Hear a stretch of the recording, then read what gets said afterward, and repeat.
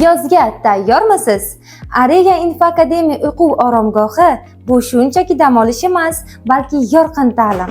Bolalar uchun mo'ljallangan o'quv oromgohimizga taklif etamiz. Bunaqasi Buxoroda hali bo'lmagan.